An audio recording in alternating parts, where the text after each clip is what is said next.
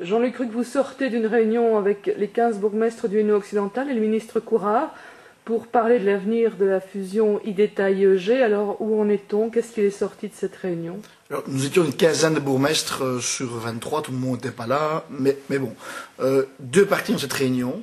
La première partie extrêmement longue, où tout le monde se répète et redit ce qu'il dit déjà depuis des mois. Du côté d'IEG, M. de Trémery qui dit « moi je veux rester seul, je veux bien collaborer un petit peu, mais enfin de manière très très imprécise ».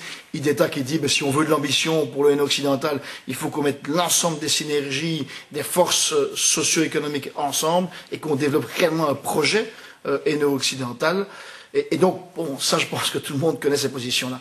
Dernière partie, qui n'a duré que 10 minutes, mais qui a été pour moi la plus importante, sur base d'une question que je pose au ministre en attirant son attention sur le fait que ces discours de personnes qui vivent dans le passé commencent réellement à lasser, mais par contre le futur, c'est ce qu'on appelle les fonds européens qui sont à nos portes, et que si réellement on continue à travailler comme ça, ils nous passeront sous le nez. Là, le ministre a confirmé très clairement que le gouvernement wallon ne permettrait pas au Hainaut occidental de bénéficier des fonds européens s'il n'y avait pas une entente qui s'installe entre l'ensemble des communes et surtout entre les deux intercommunales.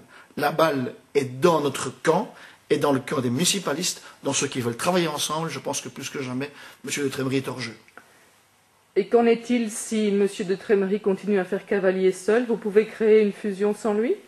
On peut toujours tout imaginer, mais je pense que chacun doit bien mesurer le poids de ses responsabilités et pas seulement le poids de son égoïsme.